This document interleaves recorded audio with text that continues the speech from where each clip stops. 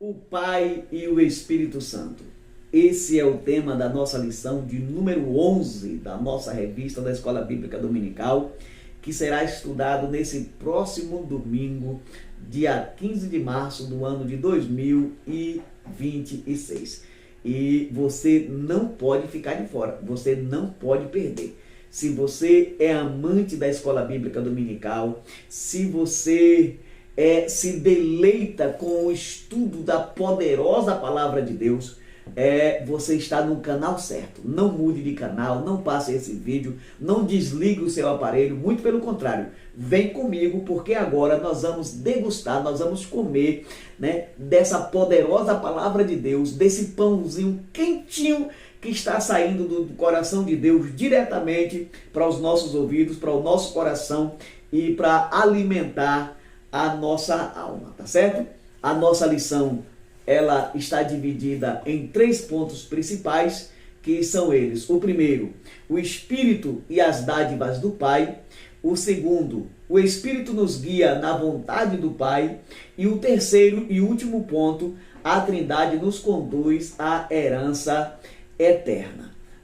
Nós temos também aqui os nossos objetivos, que foram propostos pela equipe pedagógica da CPAD, que são eles: mostrar que o Espírito Santo nos liberta da escravidão do pecado e confirma a nossa filiação com Cristo, é o primeiro ponto. Segundo, explicar que o Espírito Santo guia o crente na vontade do Pai. E o terceiro e último objetivo é destacar que a Trindade nos conduz à herança eterna. Esses 3 objetivos, eles estão ligados, cada um, a um dos pontos principais da nossa revista, da nossa lição, da Escola Bíblica. E aí vocês sabem que já é de costume, geralmente, na grande maioria das vezes, cada um desses pontos principais traz mais 3 subpontos, formando assim um total de 9 temas para trabalharmos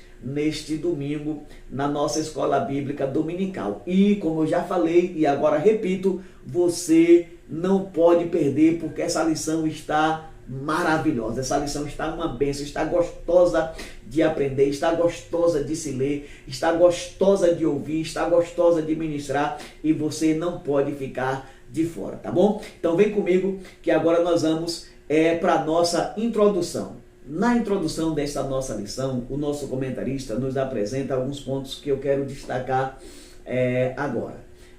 Quais são esses pontos? O primeiro deles é que o Espírito Santo, ele é um presente de Deus para a igreja.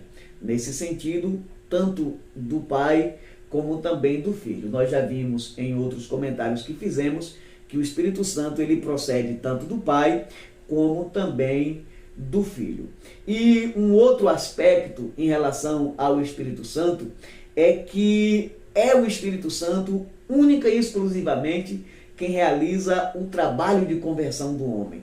É o Espírito Santo quem convence o homem da justiça, do pecado e do juízo. Se o Espírito Santo não convencer o homem, mas ninguém convence, porque esse é um trabalho exclusivo do Espírito. E terceiro é que é o Espírito Santo quem imprime no agora crente salvo o selo de filiação com o Pai, para garantir para este crente o recebimento da herança. E aí o nosso comentarista continua na nossa introdução, e ele vai apresentar, ou ele apresenta, a ação da Trindade, a ação conjunta da Trindade no plano da salvação, e posteriormente ele vai já apresentar o que será o foco dessa nossa lição. Qual é o ponto fulcral da lição? Qual é o ponto central desta lição? É que nesta lição nós vamos estudar, nós vamos observar, nós vamos aprender sobre a ação conjunta do Pai e do Espírito Santo para garantir a nossa adoção de filhos e, consequentemente, nossa habilitação para recebermos a herança celestial que temos por meio de Cristo Jesus. Feita essa introdução, agora nós vamos passar para o nosso primeiro ponto que traz o tema, o Espírito e as dádivas do Pai. E aí nesse primeiro ponto, nós temos o subponto, né, trazendo o tema da escravidão à filiação.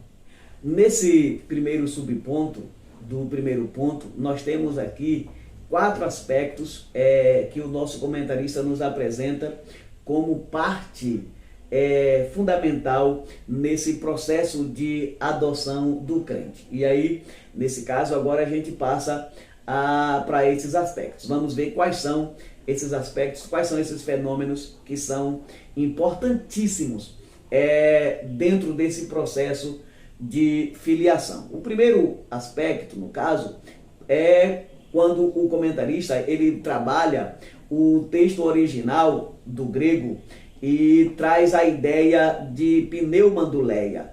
Qual é a ideia de pneumanduleia? Nesse sentido, nós temos aqui a ideia do homem pecador degenerado, pecador quanto mais, escravo do pecado, que vive diariamente, constantemente, dentro daquela perspectiva da condenação eterna, trazendo em si ou trazendo sobre si aquele temor, aquele medo constante dessa condenação. E aí, nesse sentido, nesse caso, a primeira coisa que o Espírito Santo faz quando ele trabalha no processo de conversão do homem é quebrar essas algemas da escravidão do pecado. Se o homem ele é escravo do pecado, se ele está preso pelo pecado, e esse pecado, essa prisão, essa escravidão produz no seu coração um medo da condenação eterna, o Espírito Santo agora, no processo de conversão, por ocasião da conversão do homem, o Espírito Santo vai quebrar essas algemas do pecado, vai libertar o homem dessa escravidão e vai, nesse sentido agora, testificar com o espírito do homem que ele já não é mais escravo do pecado. Ele agora, ele é filho de Deus, justificado pela fé em Cristo Jesus. Ou seja, o Espírito Santo vai quebrar as algemas do pecado e vai afastar do coração do homem esse temor, esse medo da condenação eterna, porque agora já não faz mais parte da vida desta pessoa. Já a condenação eterna já não faz mais parte da vida do crente salvo em Cristo Jesus. Por quê? Porque ele agora saiu do estado de pecador para o estado de filho de Deus e, portanto, gozando dos direitos à vida eterna que nós adquirimos através da pessoa de Cristo Jesus, nosso Senhor. E aí nós vamos agora para o segundo aspecto que nos é apresentado nesse subponto. Aqui nós temos a questão da ação da lei na vida do homem. Qual é o problema? O que acontece aqui?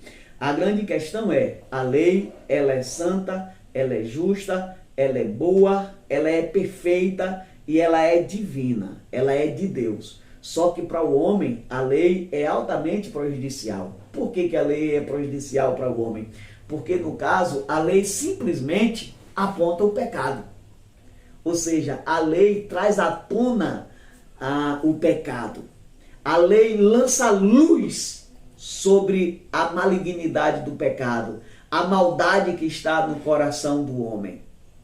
Se não houvesse a lei, também não haveria o pecado. Só há o pecado só tem força na vida do homem por causa da lei que lança uma luz, como a luz do meio-dia, do sol quente a pino no meio do céu, né, num ar livre sobre o pecado do homem. Nesse sentido, a lei, ela revela o pecado, mas ela não pode libertar o homem desse pecado.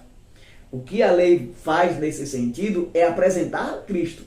Como o escritor aos Hebreus falou, sem derramamento de sangue também não há remissão do pecado. Isso aqui é uma exigência da lei. A lei, ela aponta para Cristo, mas em si mesma ela não tem condição de libertar o homem, de tirar o homem da escravidão do pecado e de salvar o homem, de dar ao homem a vida eterna.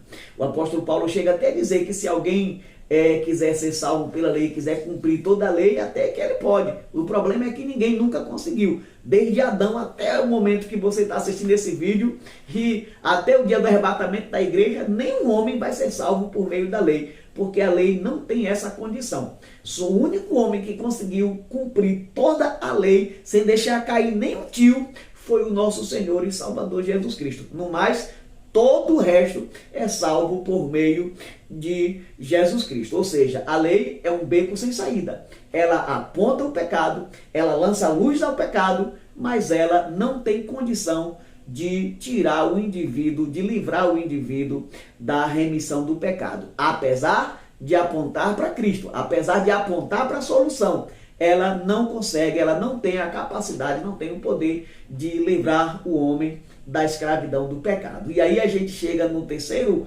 aspecto que é apresentado nesse subponto, que é, nesse sentido, a manifestação da maravilhosa graça de nosso Deus.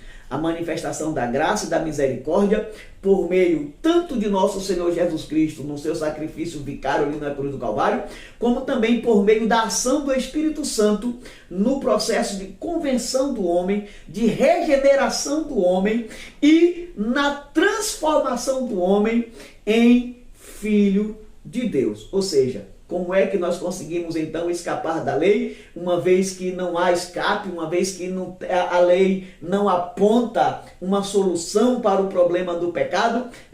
A solução nesse sentido está na graça de Deus manifestada na pessoa de Jesus Cristo e na ação do Espírito Santo de Deus. Aqui eu repito, tanto no processo da conversão, da regeneração e também no processo de filiação com Deus, no processo de filiação com o Pai. Assim, o homem ele é transformado em filho de Deus por adoção, experimentando a graça do novo nascimento nesse sentido e recebendo agora uma natureza transformada baseada na pessoa de Cristo Jesus, nosso Senhor. E aí o quarto aspecto que é apresentado aqui, já para a gente concluir esse primeiro subponto, é que dentro desse fenômeno, dentro desse trabalho, desse processo de adoção, nós agora,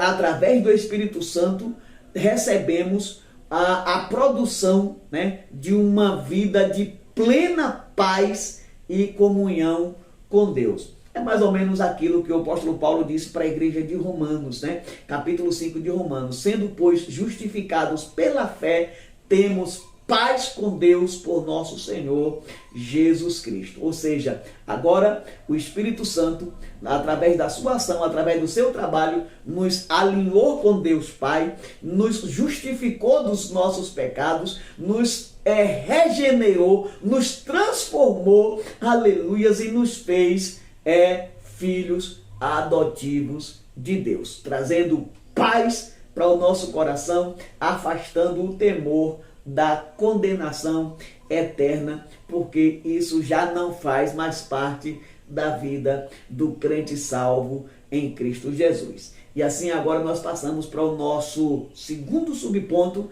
que traz o tema da rebeldia a filho legítimo.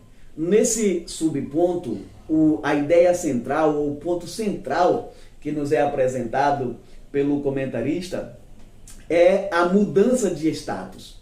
O homem, ele é aqui tirado da condição de pecador degenerado e ele é transformado em filho de Deus. E aí, aqui nós temos, ou nos é apresentado, pelo menos dois fenômenos que são importantes e que vão ocorrer, ou que ocorrem, quando o homem recebe o direito de adoção, quando acontece essa mudança de status, né, de rebelde, de pecador, para filho de Deus por adoção, através de nosso Senhor Jesus Cristo. Nós temos aqui dois fenômenos que são importantíssimos. Quais são esses fenômenos, no caso, que ocorre nesse processo de adoção? O primeiro fenômeno está ou reside no fato, né, ou na ideia do acesso que nós recebemos a Deus. Nós adquirimos um acesso a Deus que somente um filho pode receber. Um amigo não recebe, muito menos um escravo. Nesse sentido, nós temos acesso ao Pai, acesso de filho. Olha que coisa maravilhosa. Fala a verdade, teu coração não palpita não? Porque o meu salta de alegria dentro do meu peito. Aleluias, porque eu saí daquele estado de pecador quanto mais. Eu saí daquele estado de homem degenerado, da natureza caída, para um estado de filho de Deus. E como filho de Deus, eu tenho um acesso ao Pai. Um acesso de intimidade, um acesso de profundidade. E como é que o nosso comentarista apresenta esse acesso ao Pai? Como é que ele, qual é a ideia, qual é o texto que ele vai apresentar? O nosso comentarista vai apresentar a profundidade deste acesso ao Pai quando ele diz que através do Espírito Santo nós clamamos Abba Pai. Quer dizer, meu papai, paizinho. Olha a intimidade. Somente um filho pode ter essa intimidade. Meu papai. E aí nós podemos clamar e pedir, certo de que as nossas orações serão respondidas. Muitas vezes nós oramos e as nossas orações não são respondidas exatamente porque nós perdemos a noção, nós perdemos a ideia de quem somos. Nós nos esquecemos que nós somos filhos de Deus. Do Deus Todo-Poderoso, Criador dos céus e da terra. Do Deus cujo próprio Jesus falou que se os homens que são maus sabem dar boas coisas aos seus filhos, quanto mais o nosso Pai Celestial. Então, a partir de agora, todas as vezes que você dobrar o seu joelho para orar, você não vai se esquecer de quem você é. Quem você é? Você é filho de Deus, com acesso direto ao Pai. E você pode até chamá-lo de papai. Meu papai, meu paizinho. Aleluias. E quando você fizer isso, quando você compreender isso, todas as tuas orações serão respondidas. Aleluias. Deus há de te dar uma resposta de modo a sempre te guiar, te direcionar da melhor forma possível para te levar, aleluias, para aquilo que é o melhor para a sua vida. O segundo fenômeno está ou reside na ideia do direito de adoção. E aí, nesse caso aqui, é importante a gente entender, o nosso comentarista ele faz questão de destacar esse ponto, é que essa adoção não é fictícia. Essa adoção não é de faz de conta. Aqui nós de fato somos adotados como filhos de Deus, nesse sentido, e nós passamos agora a ter todos os direitos legais de filhos. Ou seja, o crente salvo em Cristo Jesus agora, ele se torna co-herdeiro de Cristo Jesus. Herdeiro de todas as promessas de Deus. Jesus, em outras palavras, ele está dizendo assim, olha, vocês agora são co-herdeiros comigo. Vocês têm todos os direitos de filhos. Mais uma vez eu vou dizer, isso aqui é para o nosso coração dar salto de alegria. É para o nosso coração pular dentro do peito de tanta alegria. Por quê? Porque agora nós somos filhos de Deus, co-herdeiros de Cristo Jesus, com direito a receber todas as promessas de Deus para aqueles que o amam, para aqueles que receberam a Jesus Cristo como Senhor e Salvador de sua vida. E aí a gente já passa agora aqui para o nosso terceiro e último subponto desse primeiro ponto, que é que traz o tema das trevas à plenitude do Espírito. Nesse terceiro e último subponto do primeiro ponto, nós temos aqui duas verdades para serem compreendidas, que são apresentadas através do comentário da nossa lição. Qual é a primeira verdade?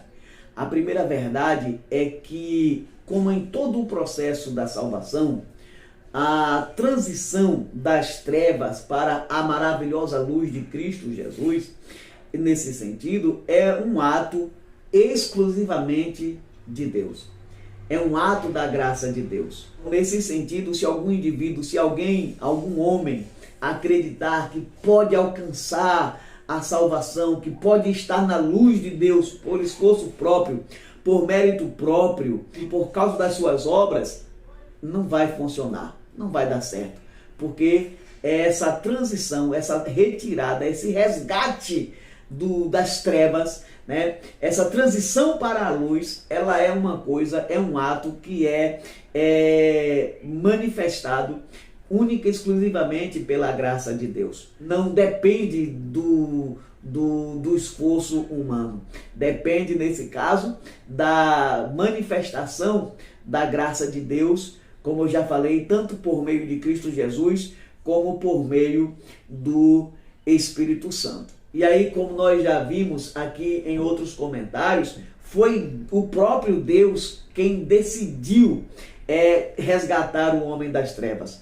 Foi o próprio Deus quem decidiu tirar o homem das trevas para a sua maravilhosa luz. A segunda verdade que nós destacamos aqui nesse terceiro e último subponto do primeiro ponto é o fato de que o Espírito Santo de Deus nos é dado ou nos foi dado como uma prova da nossa adoção. Ou seja, o Espírito Santo habitar em nós é uma prova de que nós fomos adotados por Deus e que agora nós somos filhos de Deus.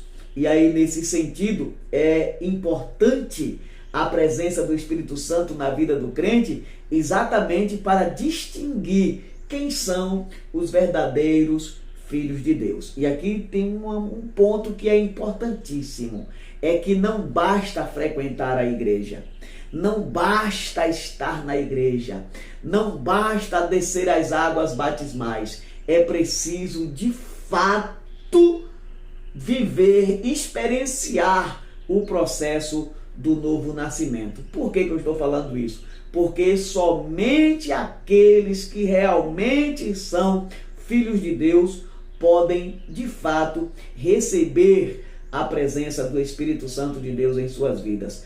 Pode se tornar morada e habitação do Espírito Santo. Porque aí é o Espírito Santo morando em nós, testificando que nós somos filhos de Deus. E os filhos de Deus não têm nenhuma comunhão com o mundo. Aqui eu quero destacar mais uma questão. Por quê? Porque se alguém, no caso, mesmo estando na igreja, mas ele vive em conformidade com o mundo, ele fala igual ao mundo, ele come igual ao mundo, ele se veste igual ao mundo, se veste igual ao mundo, ele canta, igual ao mundo, ele se comporta igual ao mundo, é porque simplesmente essa pessoa nunca passou pela experiência do novo nascimento. É simplesmente porque essa pessoa nunca foi transformado, no caso de pecador, a filho de Deus. Pelo contrário, ela permanece com o coração escurecido, ela permanece com a sua vida pecaminosa, ela permanece com a sua natureza caída, sem nunca ter experimentado a filiação com o Pai. E aí é bem por isso que o apóstolo João, na sua primeira carta, capítulo 2, versículo 15 de João, que aliás é um texto que a gente nem lê muito mais na igreja hoje, que diz o seguinte: não ameis o mundo, nem o que no mundo há. Se alguém amar o mundo, o amor do Pai não está nele. Mas aqueles que são moradas do Espírito Santo, têm a graça de orar e dizer, falar diretamente com o Pai, e nessa oração chamar Deus de meu papai, porque esse tem comunhão com Deus, porque o Espírito de Deus está habitando nele, porque o Espírito de Deus está habitando em nós e testificando com o nosso espírito que nós somos de Deus, e por isso nós vivemos em novidade de vida, totalmente afastado do mundo com as suas concupiscências. Por quê? Porque amamos a Deus, recebemos a Jesus Cristo como Senhor e Salvador das nossas vidas, e agora nós somos filhos de Deus. E assim a gente passa agora para o nosso segundo ponto da nossa lição, que traz o tema: o Espírito nos guia na vontade do Pai. Nesse segundo ponto, o primeiro subponto traz o tema: os filhos são guiados pelo Espírito. Neste subponto, a nossa atenção é direcionada pelo comentarista da nossa lição para o modelo de vida que é conduzida pelo Espírito Santo, né? E aí aqui nós vamos observar que essa vida conduzida pelo Espírito Santo, né? Ou no caso a nossa filiação com Deus, o nosso estado ou status de filhos de Deus, como eu já falei anteriormente, não é uma coisa superficial, não é uma coisa de faz de conta, não é apenas no nome, mas revela um estado de profundidade, de uma vida de profunda comunhão com Deus. E aí essa vida de profunda comunhão com Deus, ela é diariamente ou dioturnamente guiada pelo Espírito Santo. E aí nós temos dois aspectos a ser trabalhado nesse subponto. O primeiro, no caso, é que dentro dessa verdade, dessa profundidade desse relacionamento de filho de Deus, nessa nossa nova relação com Deus, agora como filhos, nós temos aqui, o nosso comentarista vai nos levar para a ideia, né, de sermos guiados pelo Espírito, que aí ele vai analisar o verbo grego que é agontai, que é utilizado pelo apóstolo Paulo para demonstrar a ação do Espírito Santo nesse trabalho de guiar o crente pelas veredas da justiça, nesse sentido. E aí, como filhos de Deus, nós somos guiados pelo Espírito Santo. Somos guiados como criança. E aí me vem na minha mente aqui, nesse sentido, aquela criança que precisa atravessar uma rua movimentada e ela precisa que o pai ou a mãe segure na mão dela, de modo que ela consiga atravessar a rua, caminhar no shopping de maneira segura, guardada, protegida. Assim é, no caso, o Espírito Santo nos guiando diariamente, constantemente, continuamente, conforme a ideia que nós encontramos no verbo grego agontai, que é essa ideia dessa continuidade, constantemente guiados pelo Espírito Santo, de modo a estarmos sempre seguros, de modo a estarmos sempre na direção certa, a estarmos sempre no centro da vontade de Deus. Um segundo aspecto aqui que nós vamos observar, apresentado pelo nosso comentarista, reside no fato de que, olha, se nós somos guiados pelo Espírito, nós precisamos ter em mente uma coisa. Qual é o que nós precisamos ter em mente? Qual é a coisa que nós precisamos ter em mente? É que o Espírito Santo, ele se opõe ferrenhamente à natureza ou à inclinação da natureza caída, à inclinação da carne. O apóstolo Paulo fala para as igrejas da Galácia de que a carne cobiça contra o Espírito e o Espírito contra a carne, nesse sentido, né? E aí aqui há uma oposição do Espírito de Deus contra essa natureza caída. E aqui eu gostaria de ressaltar que, na minha concepção, eu, no caso, não conheço nenhum ser que seja mais sensível do que o Espírito Santo. Ele só vai habitar em você, ele só vai habitar em mim, enquanto nós estivermos debaixo do sangue poderoso de Jesus Cristo. Enquanto nós estivermos afastados das práticas do pecado. Porque a qualquer sinal de contaminação, o Espírito Santo, ele se afastará de nós, ele vai se afastar de nós, porque ele vai sempre se opor, no caso, a essa inclinação da carne, ele vai sempre se opor a essa natureza caída. E aí, nesse sentido, eu gostaria de ressaltar que se, no caso, nós temos o Espírito de Deus em nós como uma prova de que nós somos filhos de Deus, e aí nós temos essa luta que é constante em nossas vidas, o Espírito de Deus, né? E também o nosso espírito se opondo contra a nossa natureza caída, no caso. Então, qual é a receita, pastor, para a gente poder, no caso, nunca vacilar, nunca deixar, nunca permitir que o Espírito Santo saia de nós, nos abandone e deixe o nosso coração? A receita é muito simples. Nesse caso aqui, nós temos uma receita que é receita de jejum, oração e palavra.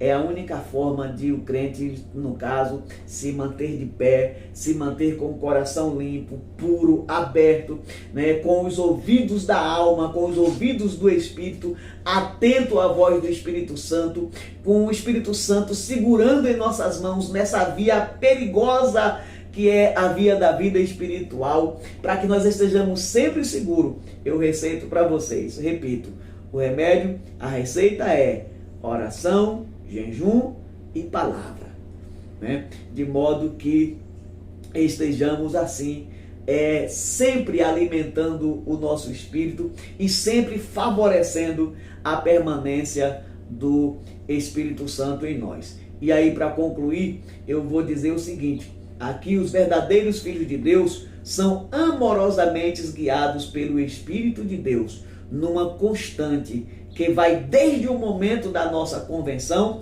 até a nossa entrada triunfal no reino de Deus. Observe, nós somos guiados amorosamente. Tem uma coisa que eu já falei num outro comentário e agora vou repetir, é que o Espírito de Deus, ele não força ninguém. Ele não entra metendo o pé na porta, pá, quebrando tudo, e agora dizendo eu sou o dono desse coração, contra a vontade do indivíduo, contra a vontade da pessoa. É por isso que eu passei aqui essa receita: jejum, oração e palavra, Bíblia no coração. Por quê? Porque nesse sentido nós temos a obrigação de abrir o nosso coração, de permitir que o Espírito de Deus trabalhe em nós, nos guie pelos caminhos, né, da eternidade, pelos caminhos da vida espiritual, de modo que nos leve em direção a Deus, da nossa salvação eterna, de modo que possamos assim alcançar no final de tudo a herança que temos como filhos de Deus. E aí nós já vamos agora para o nosso segundo subponto, do segundo ponto, que traz o tema: o Espírito opera a mortificação. Esse subponto é uma progressão do subponto anterior. Nós vimos no anterior, nós falamos, né, da vida conduzida pelo Espírito Santo. E aqui nós vamos falar como o Espírito Santo auxilia o crente nesse processo de mortificação da carne. E aí, nesse sentido aqui, nós podemos dizer que a mortificação da natureza caída, ela é um requisito básico para a vida cristã.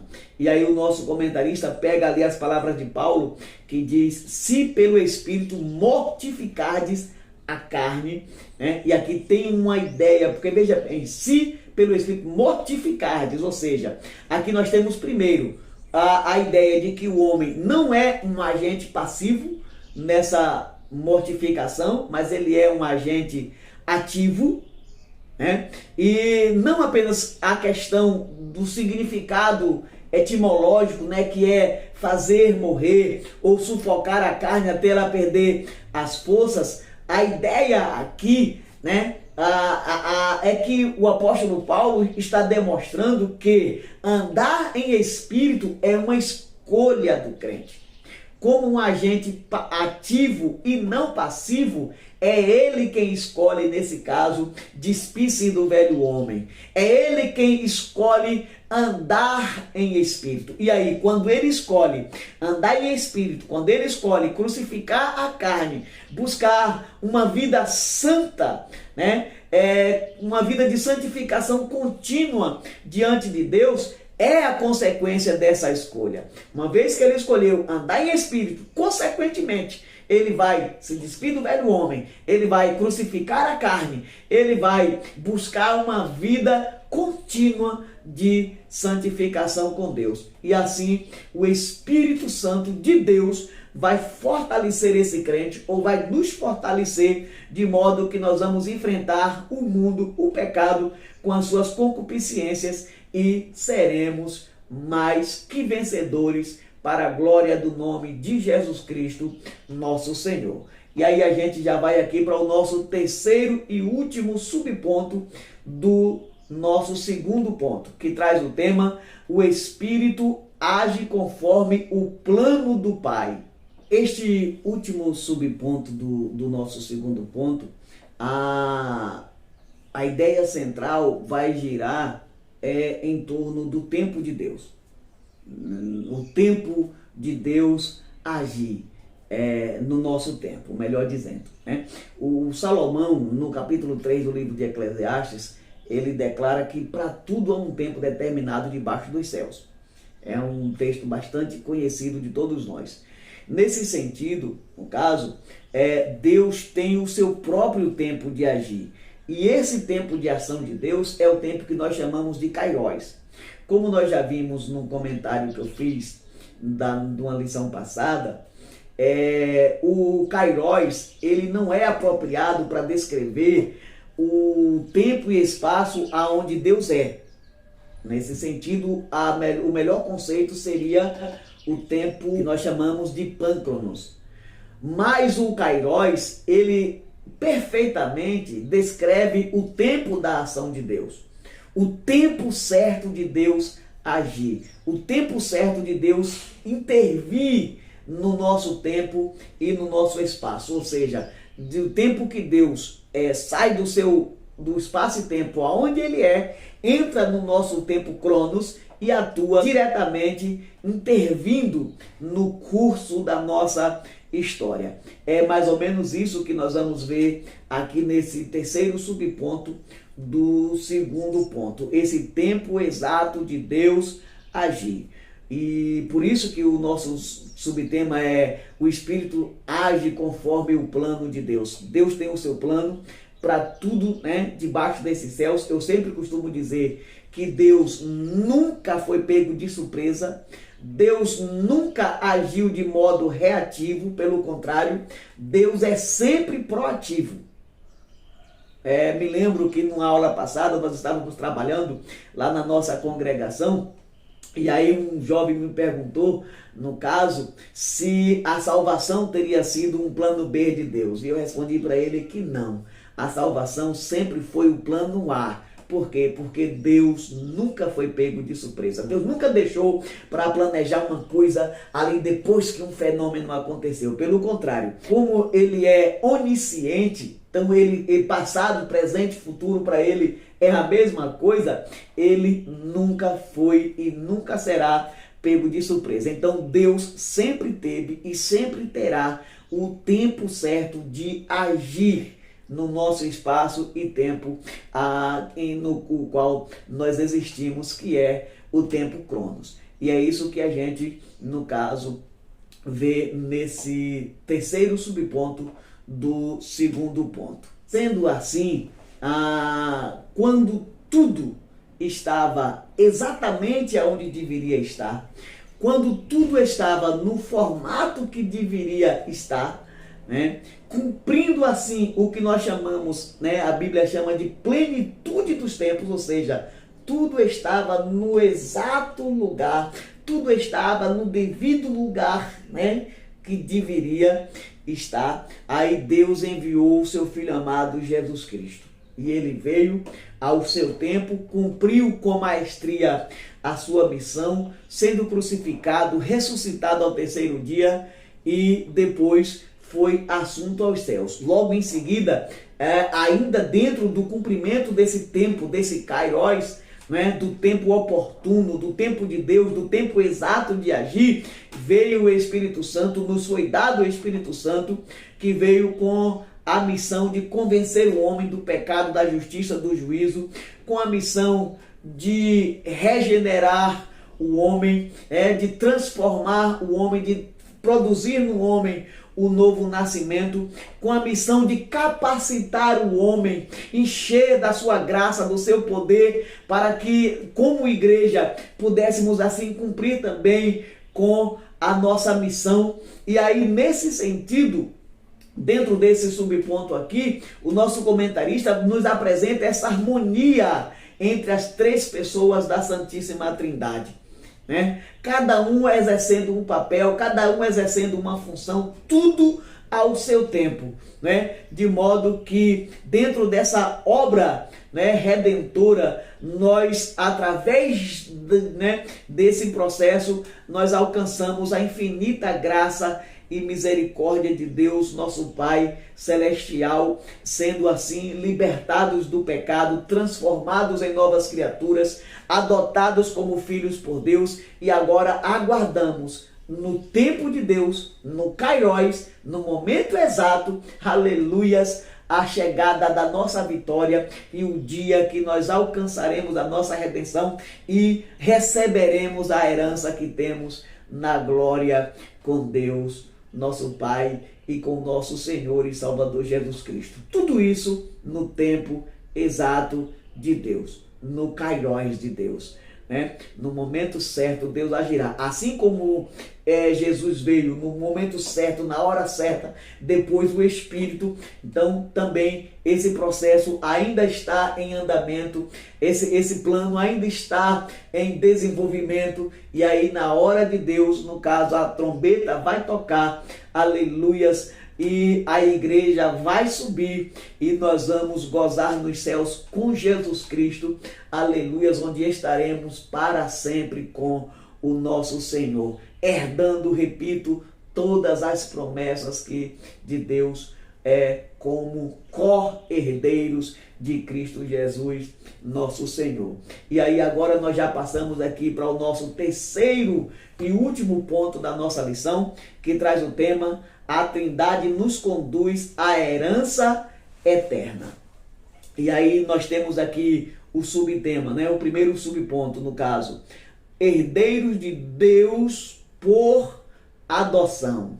Nesse primeiro subponto, do terceiro e último ponto da nossa lição de hoje, tomamos como base para o comentário o capítulo 8 e o versículo 17 do livro de Romanos, onde nós encontramos o termo grego kleronomos, que refere-se ao conceito de herdeiro, né? Ou que indica, no caso, aquele que recebe essa herança por direito legal, através do processo de filiação, né? Que no caso, o processo de adoção.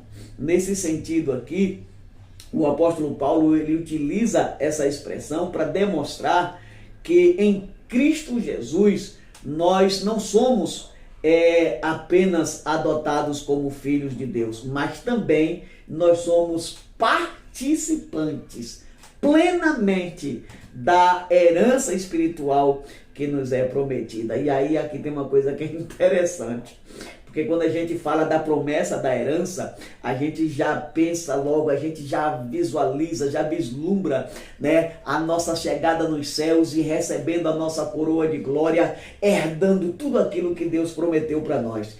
E isso vai acontecer, e isso é maravilhoso. Porém, contudo, todavia, nós ainda estamos aqui na terra.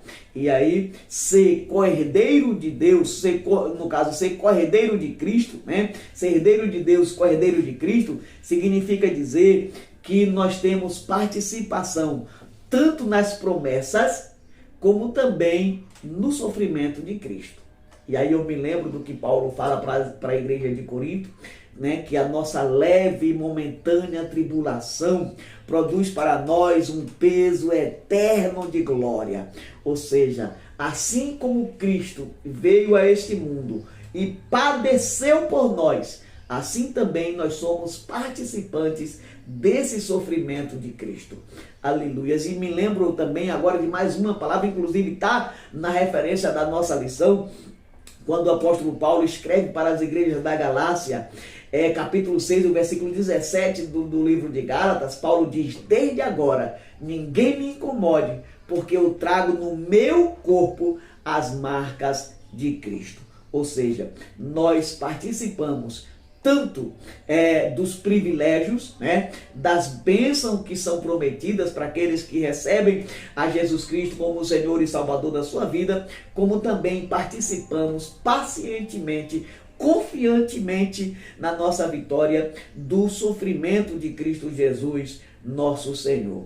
Aliás, eu acho bem que foi por isso que Jesus, pouco antes de ser levado para a cruz, ele disse para os discípulos: no mundo tereis aflições, mas tende bom ânimo, porque eu venci o mundo. Então, porque ele já sabia que também, da mesma forma que somos participantes da herança, somos participantes do que está no porvir, na glória, também participamos do seu sofrimento terreno. Então, meus irmãos, levante a cabeça, você que está aí passando por sofrimento, você que está enfrentando dificuldades, você que está tendo que matar um leão por dia, tendo que saltar diversas barreiras, em nome de Jesus, te anima, porque você é co-herdeiro de Cristo, ou seja, você está participando do sofrimento de Cristo, para posteriormente, mais tarde, lá na glória, você participar, aleluias, da herança, para você participar da glória eterna que nos aguarda nos céus, no grande dia da nossa redenção. Um outro aspecto que nós encontramos ainda nesse comentário do primeiro subponto, do terceiro ponto, é que nesse caso, o nosso comentarista, ele aponta para o fato de que tanto a filiação, a adoção de filhos, quanto a dádiva da herança, isso tudo é uma obra trinitária, ou seja, nós já até falamos um pouco sobre isso. É uma obra que foi executada, que foi realizada pelas três pessoas da Trindade. O Pai planejou, o Filho conquistou, aleluias, e o Espírito Santo garante o seu cumprimento. Aleluias. Ou seja, mais uma vez nós estamos olhando aqui para a perfeição, para a harmonia que há nas três pessoas da Trindade. E aí nem só no plano da salvação, mas em todos os aspectos, de ação, de trabalho, de movimento, no caso do Deus Trino e poderoso, coexistente na pessoa do Pai, do Filho e do Espírito Santo. E aí agora nós já vamos aqui para o nosso segundo subponto, que traz o tema co-herdeiros de Cristo por filiação. Nesse segundo subponto do terceiro ponto, nós prosseguimos com a mesma temática do subponto anterior, que é, no caso, a adoção de filhos, que vem acompanhado, no caso, com todos os aspectos, ou com todos os fenômenos que orbita, no caso, esse tema. Do que nós estamos falando? Nesse sentido aqui, nós vimos no subponto anterior que ser co-herdeiro de Cristo significa dizer que nós participamos da mesma herança de Cristo. Nós vamos herdar, eu já citei aqui, Apocalipse capítulo 3, versículo 21. Ao que vencer, lhe darei o direito a assentar comigo no meu trono, assim como eu venci, me assentei com meu Pai no seu trono. Ou seja, nós temos uma promessa de ser coparticipantes da herança de Cristo. Mas isso também significa dizer que nós fomos chamados para compartilhar o sofrimento da missão de Cristo aqui na terra. Então eu vou repetir, nós já vimos isso aqui no subponto anterior, mas agora a gente repete mais uma vez. Ser participante, ser co-herdeiros de Cristo, significa dizer também ser chamado para o sofrimento da missão de Cristo aqui na terra. Então nós já fizemos um comentário sobre essa questão, não vou nem me demorar muito nesse subponto por causa disso, mas aqui nós podemos dizer que essa condição nos lembra da graciosidade, do privilégio concedido por Deus e da responsabilidade de vivermos em conformidade com a nova identidade que recebemos em Cristo Jesus, para assim num futuro muito em breve, é podermos desfrutar da plenitude da herança prometida. Aliás, quando a gente está falando aqui da desfrutar da plenitude da herança prometida, também, mais uma vez, abarca, no caso, o sofrimento de Cristo aqui na terra, coisa que nós também enfrentamos, porque nós herdamos tanto a glória que está no porvir, como também a vida de sofrimento terrena de nosso Senhor e Salvador Jesus Cristo. E aí, agora a gente já caminha para o nosso terceiro e último subponto do nosso terceiro ponto, e aí assim a gente também já vai caminhando aqui para a conclusão da nossa lição, nesse sentido, que traz o tema: o Pai administra o tempo da herança. Eu acho que também nós já vimos um pouquinho dessa questão aqui, sobre esse tema, no subponto anterior, no subponto que estava lá no segundo ponto, no caso. E agora a gente retoma mais uma vez, acrescentando assim alguns detalhes, tá bom? Então vamos lá para o nosso terceiro e último subponto do terceiro ponto. Nesse último subponto, mais uma vez, nós vamos tratar dos planos de Deus e do cumprimento desses planos. Nesse caso aqui, nós podemos dizer que Deus, ele administra o tempo, guia a história da humanidade e já tem até o milésimo de segundo, definido para o início da consumação de todas as coisas. Aliás, não só para o início da consumação, mas Deus já tem exatamente o momento exato de que todas as coisas serão consumadas, aonde os salvos, aleluias, estarão nos céus para sempre com Cristo Jesus, na vida eterna, gozando, recebendo, como nós já falamos, a esperança ou a herança com Cristo Jesus, enquanto que os ímpios que rejeitaram a Cristo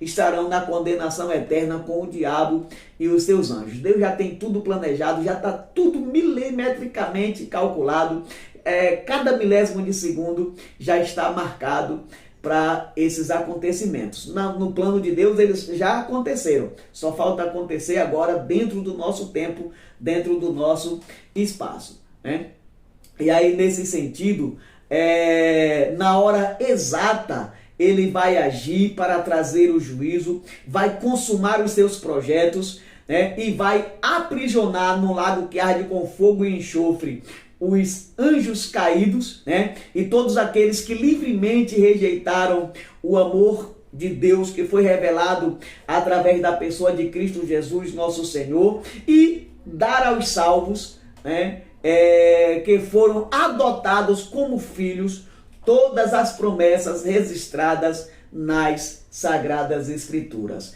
Glórias a Deus. E aí eu convido você para falarmos juntos: Maranata, ora vem, Senhor Jesus. Consuma, Pai, todo o teu projeto, aleluias, e assim dá aos teus filhos toda a herança que está guardada lá na glória, através da pessoa de Cristo Jesus, nosso Senhor. Meus queridos, esse é o nosso comentário da nossa lição deste próximo domingo. Mais uma vez eu quero pedir a você que ainda não se inscreveu no meu canal, o que é que você está esperando? Se inscreva no meu canal, vamos crescer juntos, vem comigo nessa corrente pela pregação, pela propagação do Evangelho de nosso Senhor e Salvador Jesus Cristo.